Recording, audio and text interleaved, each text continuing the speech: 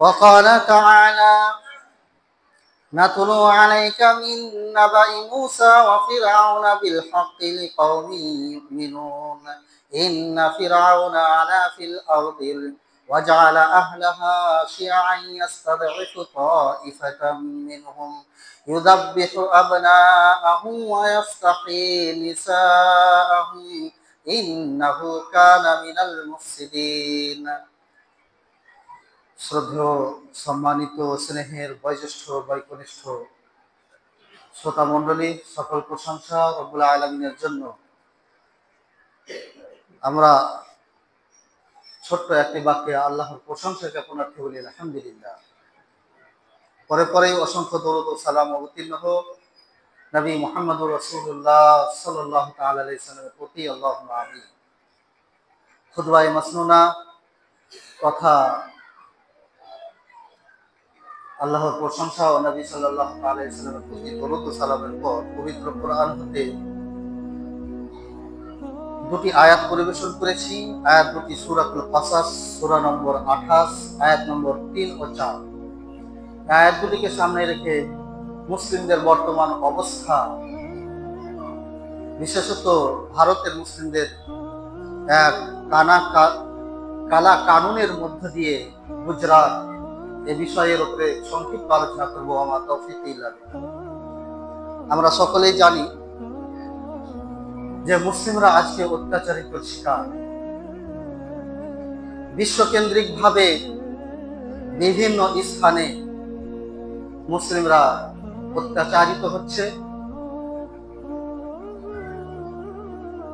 বিশেষত আজকে ফিলিস্তিনের বুকে গাজাবাসীরা ইসরায়েলের পক্ষ থেকে অত্যাচারের শিকার হচ্ছে।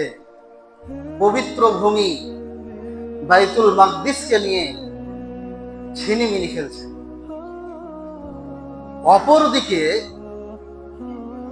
আমরা তথা ভারতবাসী বিভিন্নভাবে ভারতবাসীদের মধ্যে থেকে কিছু শ্রেণীর প্রতি জুলুম এবং অত্যাচারের স্টিম রুলার চালানো হচ্ছে।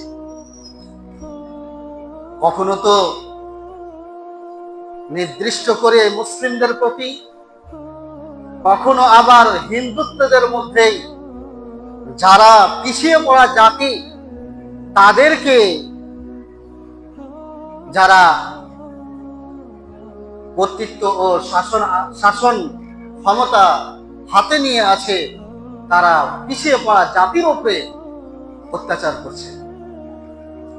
আমরা জেনেছি যে পিছিয়ে পড়া জাতি হিন্দুদের অনেককেই মন্দিরে ঢুকতে দেওয়া হয়নি।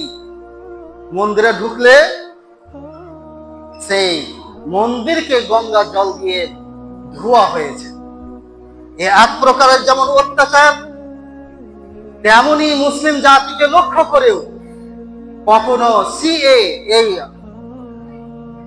কালা কানুনের মাধ্যমে, কখনো মসজিদগুলোকে বুলডোজার দিয়ে ভেঙে দিয়ে, কখনো মাদ্রাসাগুলোকে বন্ধ করে দিয়ে বা বুলডোজার দিয়ে ভেঙে দিয়ে মুসলিমদেরকে ডিটেনশন ক্যাম্পে ধরে রেখে অত্যাচার করেছে।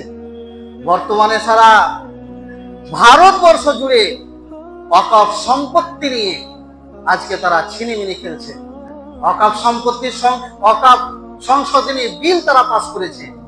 সে ওয়াকফ কাকে বলে, এ বিষয়ে আমরা একটি কথা জানবো যে ওয়াকফ শব্দটির অর্থ হচ্ছে, মূলত এটা সাদাসিধা ভাবে বলা যেতে পারে যে আল্লাহর জন্য কোন এক জমিন তথা মূল সম্পদকে আবদ্ধ করে রাখা। তাহসিবুল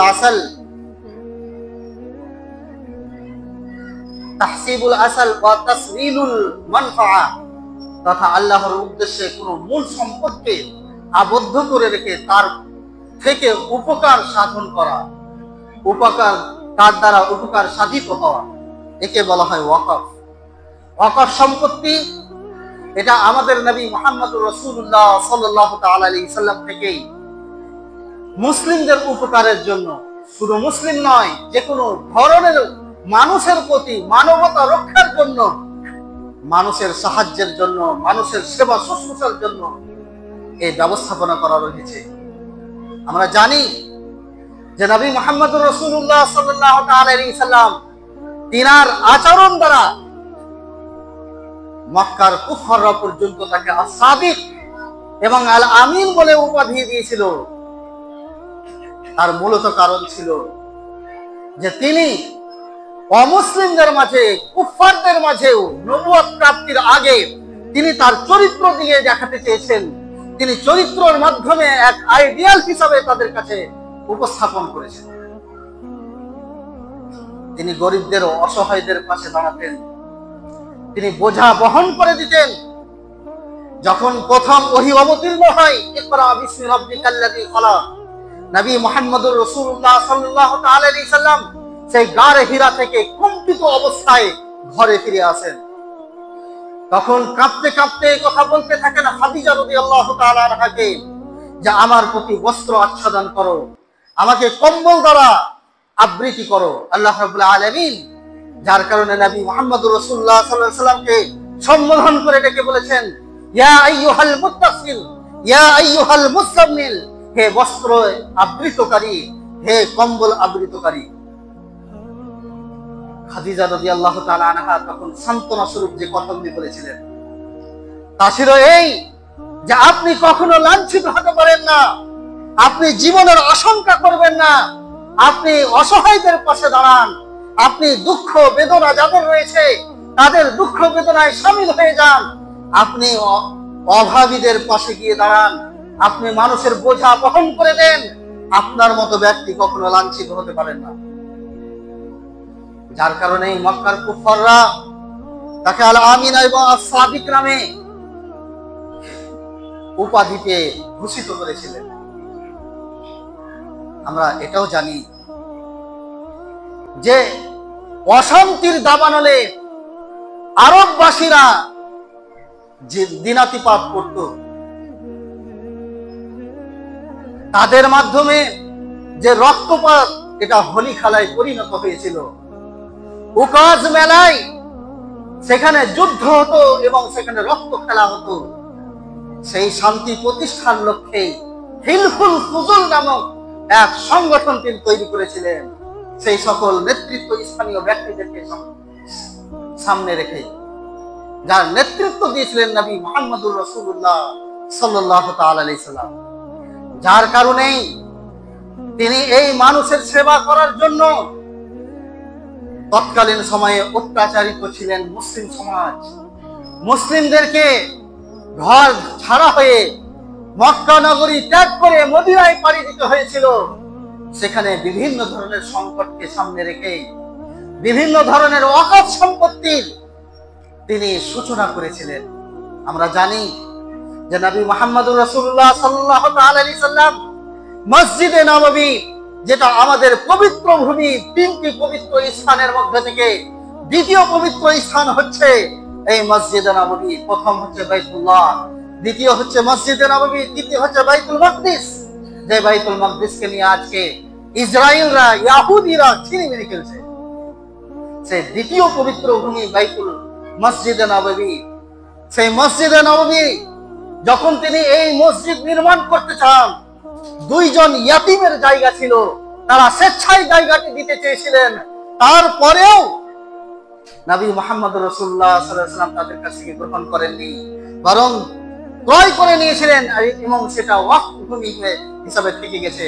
আজকেও সেই মসজিদ, তিনটি মসজিদকে নেকির উদ্দেশ্যে যদি কেউ ভ্রমণ করে তাহলে করতে পারে। এই তিনটি মসজিদ ছাড়া আর কোনো জায়গায় নেকির উদ্দেশ্যে ভ্রমণ করা যায় না।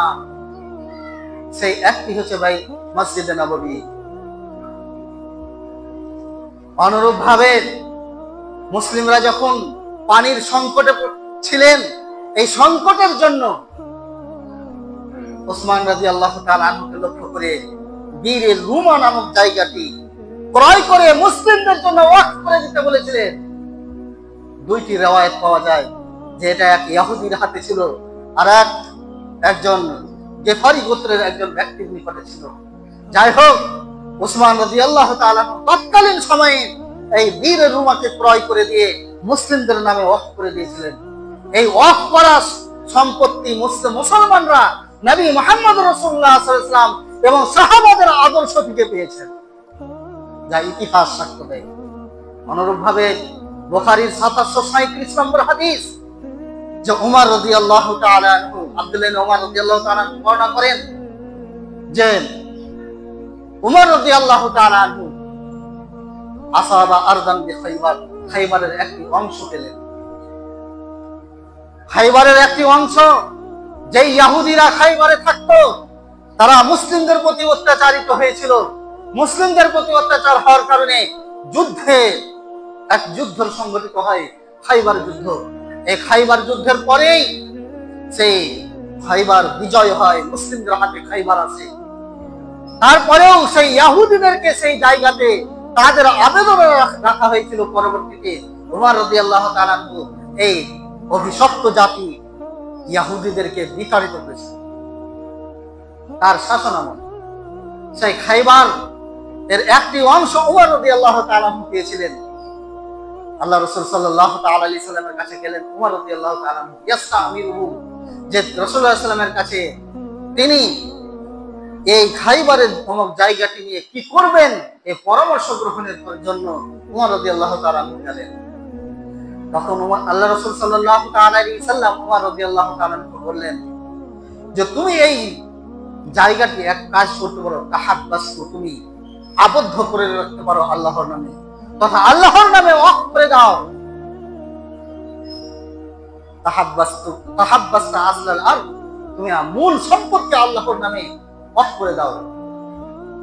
ওয়া তাসাদ্দাকতা, এবং তার থেকে যে সকল জিনিস উৎপাদিত হবে, তার থেকে যে সকল জিনিস তুমি উপকার হিসেবে পাবে, তা তুমি সাদকা করে দিবে।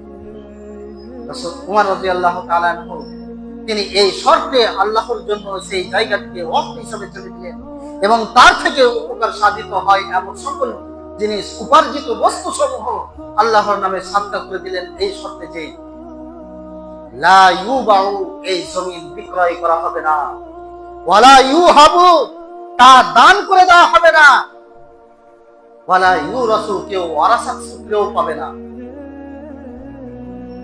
তাহলে আমরা ওয়াকফ সম্পর্কে সামান্য একটু জানতে পারলাম যে যেই জায়গাটি মুসলিমদের কেউ ওয়াকফ করে দিলে আল্লাহর জন্য সেটা হয়ে যায়, আর মুসলিমদের দায়িত্ব থেকে যায় সেটাকে দেখাশোনা করা, যার মাধ্যমে মানুষ উপকৃত হবে। এরকম হাদিস এবং কোরআনে অনেক নজির আছে। যেমন কোরআনের আয়াত যখন নাযিল হয়, লান তানালুল বিররা হাত্তা তুনফিকু মিম্মা তুহিব্বুন, যে তোমরা সবচেয়ে প্রিয় জিনিস দান না করলে আল্লাহর কাছে তোমরা নেকি পাবে না। তখন বাইরুহা নামক বাগানটি আবু তালহার সবচাইতে উত্তম সম্পদ ছিল, যে বাইরুহা নামক বাগানটি তিনি আল্লাহর নামে ওয়াকফ করে দিয়েছেন। তাহলে আমরা হাদিস এবং কোরআন থেকে যে শিক্ষাটা পাই, সেই শিক্ষাকে কেন্দ্র করে মুসলমানরা নিজের সম্পত্তি আল্লাহর নামে ওয়াকফ করে দিয়েছে, যাতে কি হয়, যে যাতে বিভিন্ন ধরনের উপকার হাসিল করা যায়। সেখানে মসজিদের নামে ওয়াকফ করে দিয়ে আল্লাহর ইবাদত, উপাসনা, আরাধনা করা যায়। মাদ্রাসার নামে ওয়াকফ করে দিয়ে সেই মাদ্রাসাতে শিক্ষা ব্যবস্থা চালু করা হয়। সম্পদকে ওয়াকফ করে দিয়ে তার থেকে উপার্জিত সম্পদ থেকে গরিব মিসকিন ফকিরদের সাহায্য করা হয়। অনেক গরিব মিসকিন শিক্ষার্থীদের তাদের থেকে স্কলারশিপের ব্যবস্থা করা হয়।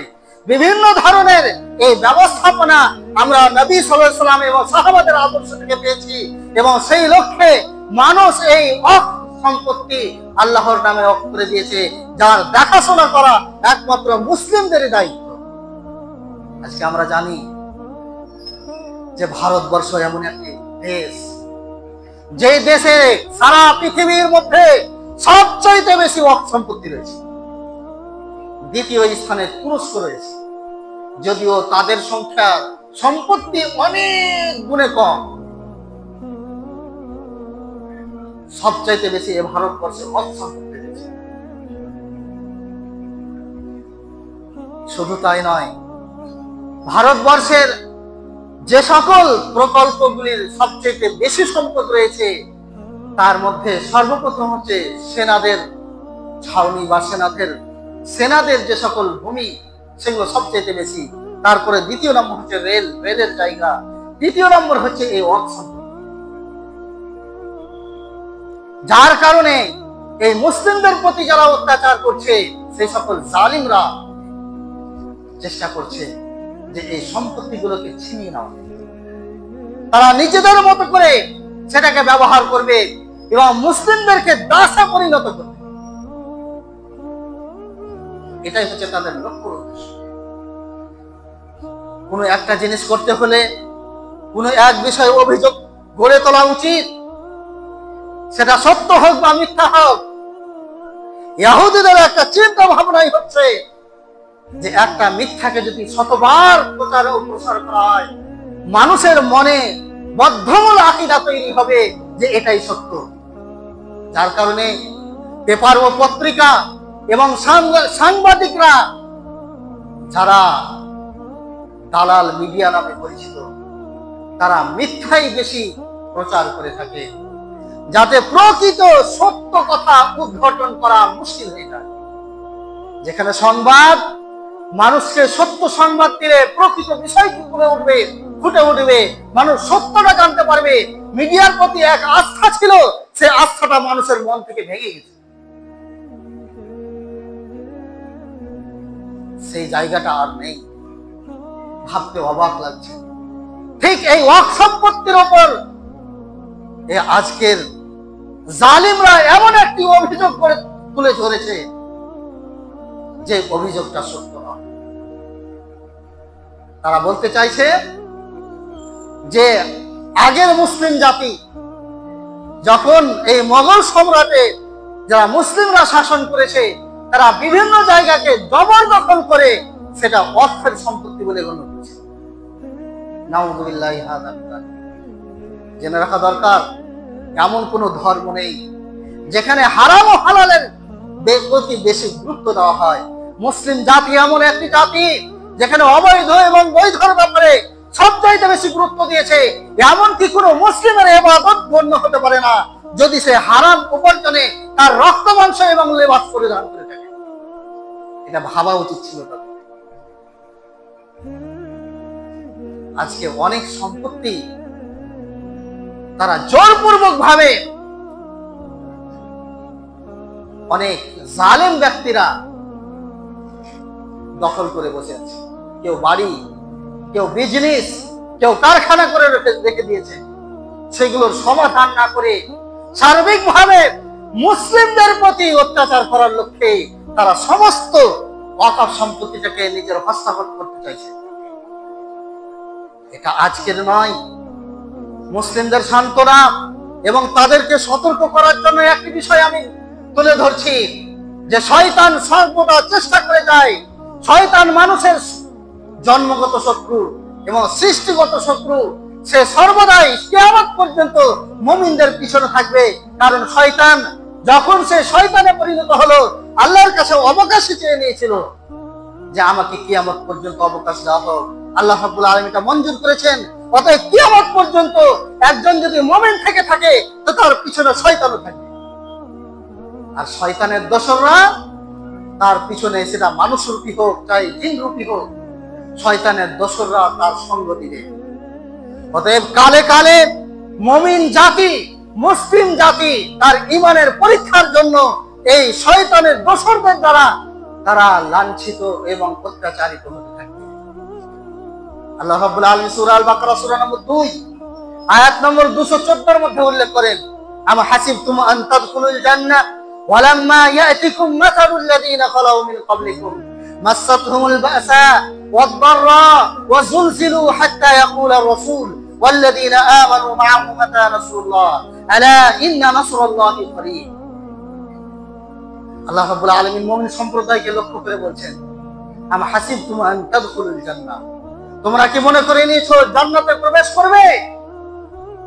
তোমাদের উপর বিভিন্ন ধরনের স্টিমুলার, অত্যাচারীদের পক্ষ থেকে অত্যাচার নেমে আসবে। এক স্বর্ণ, এক মূল্যবান বস্তু কোন সুন্দরী নারীর যদি গলার হার হতে চায়, কানের বালি যদি হতে চায়, তাহলে এমনিতেই সে হয় না। সেই স্বর্ণকার স্বর্ণটির প্রতি স্বর্ণটিকে আগুনে পুড়ায়, হাতুড়ির বাড়ি দেয়। স্বর্ণকে আগুনে পুড়া খেতে হয়, হাতুড়ির বাড়ি খেতে হয়, তারপরে একটি সুন্দরী নারীর গলার হার হয়ে আসে। এই মুসলিম হচ্ছে মূল্যবান সম্পদ। মুমিনরা হচ্ছে আল্লাহর কাছে সর্বসম্মানী ব্যক্তি।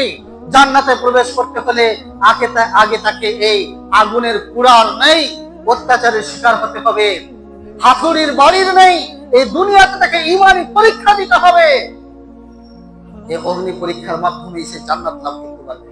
আল্লাহ বলেন, ওয়ালাম্মা ইয়াতিকুম মাসালুল লাযিনা খালাউ মিন ক্বাবলিকুম, তোমাদের কি এমন অবস্থার নাই তোমরা হয়েছো যেমন কি তোমাদের পূর্বের লোকেরা হয়েছিল?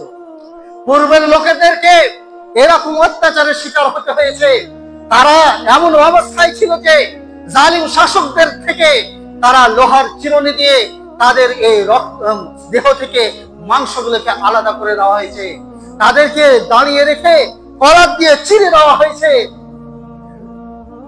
আল্লাহর কাছে তারা কামনা করেছে, ওয়ালাম্মা ইয়াতিকুম মাসালুল লাযিনা খালাউ মিন ক্বাবলিকুম মাসাতহুমুল বাসা ওয়াদ-দাররা ওয়া যুলজিলু হাত্তা ইয়াকুলুর রাসূল ওয়াল্লাযিনা আমানু মা'হু মাতা নাসরুল্লাহ। তাদের কাছে তারা মাসাতহুমুল বাসা, দুঃখ, দৈন্য, কষ্ট তাদেরকে স্পর্শ করেছে, ওয়াদ-দাররা অর্থনৈতিক কষ্ট ক্লেশের তারা কষ্ট ক্লেশের শিকার হয়েছে, ওয়া যুলজিলু তারা প্রকম্পিত হয়েছে, কাঁপতে থেকেছে, হাত্তা ইয়াকুলুর রাসূল ওয়াল্লাযিনা মা'হু ওয়াল্লাযিনা আমানু মা'হু, রাসূল এবং তার সঙ্গে যারা ঈমান আনয়ন করেছে তারা এক পর্যায়ে বলতে বাধ্য হয়েছে, মাতা নাসরুল্লাহ, আল্লাহর সাহায্য কবে আসবে? আল্লাহ রাব্বুল আলামিন সান্ত্বনা স্বরূপ মুমিনদেরকে বলছেন, আলা ইন্না নাসরাল্লাহি করিব, আল্লাহর সাহায্য জেনে রাখো সন্নিকটেই রয়েছে। শুধু আল্লাহ আমাদের দেখতে চাইছেন যে আমরা পরীক্ষায় পাস করছি কিনা। অতএব যে সকল মুসলিমরা, যে সকল মুমিনরা আল্লাহ থেকে দূরে সরে আছে, আত্মভোলা হয়ে আছে, যারা আল্লাহ অভিমুখী হয় না, এখনো যাদের এই মসজিদ মাদ্রাসা সংরক্ষিত হওয়ার পর মসজিদের প্রতি যাদের মনোনিবেশ নেই, যারা মাদ্রাসার প্রতি মনোনিবেশ নয়, যারা সম্পত্তির প্রতি মনোনিবেশ নয়, তারা কি আছেন? মসজিদে একটি কাতার হয় না নামাজের সময়, মসজিদ থেকেই তারা দূরে, যার কারণে তাদের জন্য এটা শাস্তি। যাদের মাদ্রাসাগুলো, যাদের কাছে মানদণ্ড নয়, যাদের কাছে এমন শিক্ষা মানদণ্ড যার সন্তানদেরকে আখিরাত থেকে দূরে সরিয়ে দিবে, তাদের কাছে এটা শাস্তি। আর যারা এই মসজিদকেই প্রকৃত ইবাদতখানা, মাদ্রাসাকেই প্রকৃত শিক্ষা ব্যবস্থা মনে করে রেখেছে, যাদের সন্তানদেরকে মনে করে থাকে সেই প্রতিষ্ঠানগুলোতে ভর্তি করানোর মাধ্যমে কোরআনের শিক্ষা লাভ করবে, তাদের কাছে এটা হচ্ছে পরীক্ষা। আল্লাহ আমাদের থেকে এই পরীক্ষা নিতে চাইছেন। আল্লাহর সাহায্য তখনই শুরু হয় যখন আমাদের কষ্ট ক্লেশ আমরা চেষ্টা প্রচেষ্টায় একবার কাঙ্ক্ষিত স্থানে পৌঁছে যায়, তখনই আল্লাহর সাহায্য শুরু।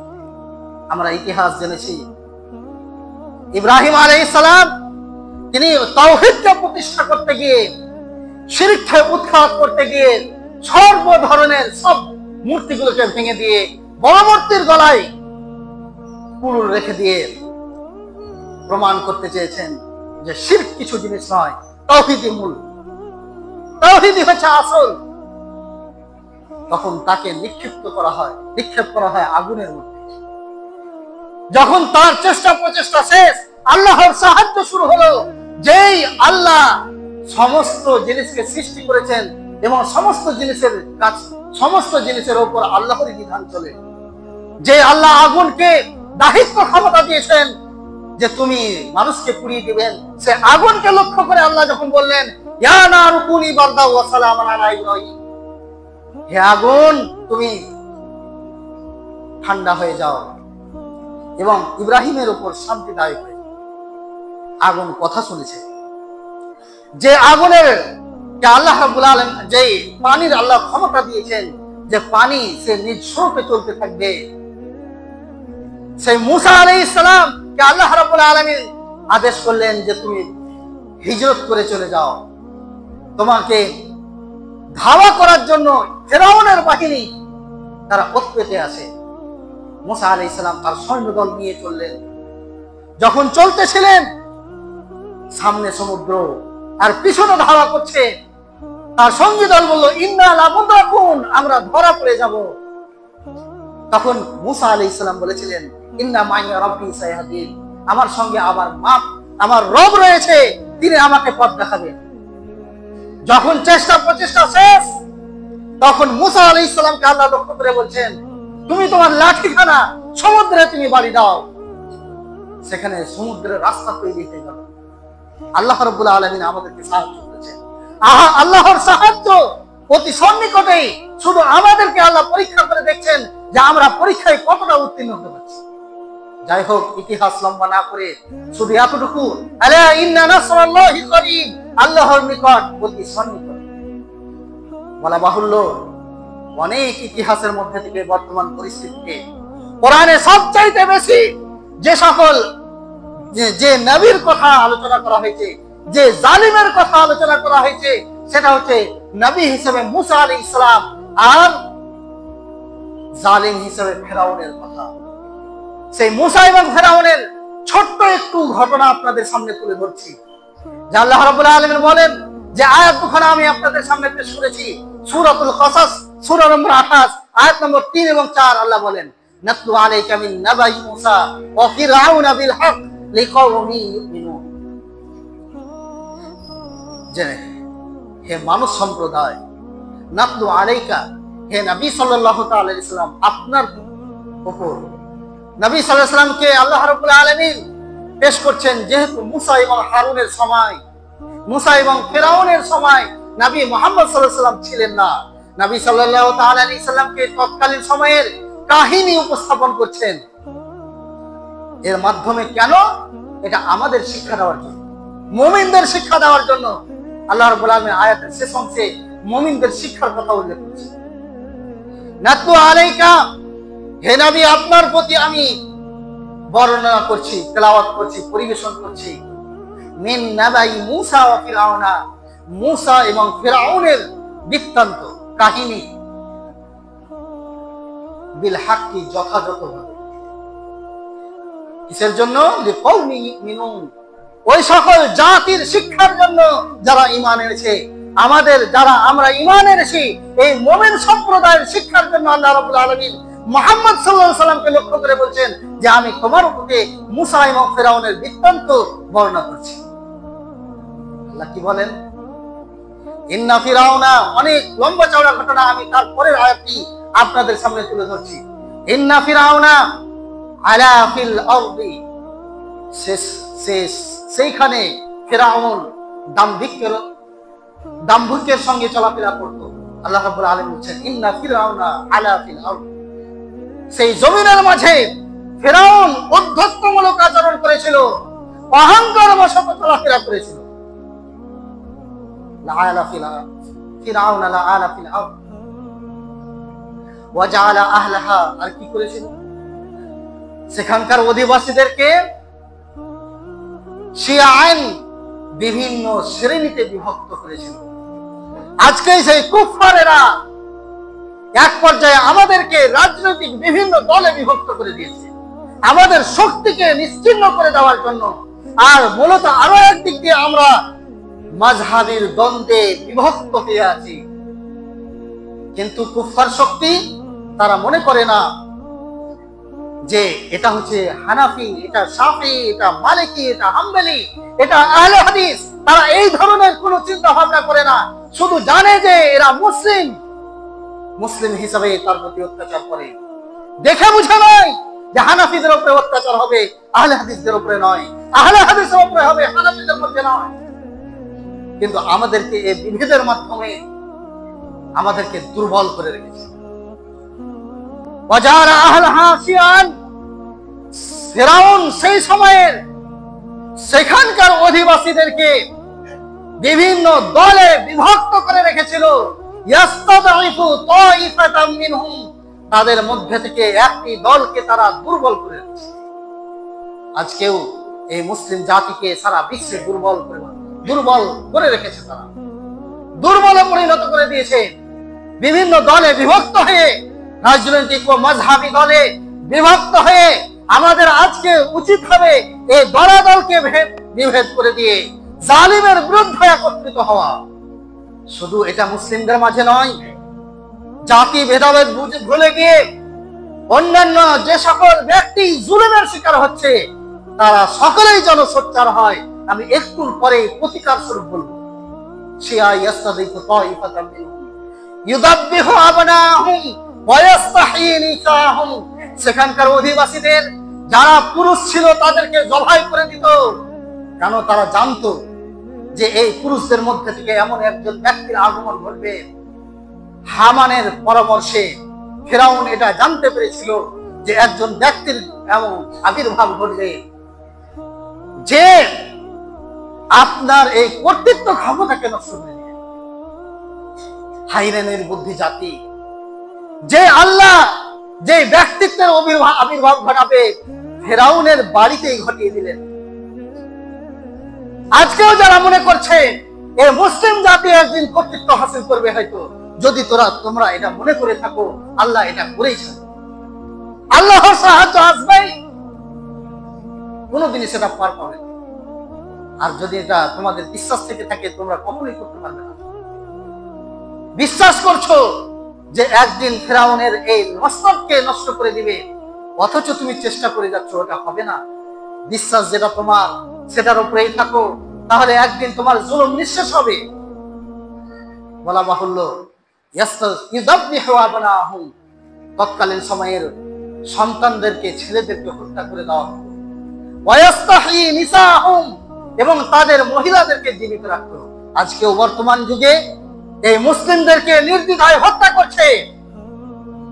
কখনো তো এই গরুর গোশ বহনের মাধ্যমে, কখনো ফ্রিজে রাখা হচ্ছে বলে, অথচ এই জাতি যারা জালিম তারা এই মাংসকে রফতানি করছে।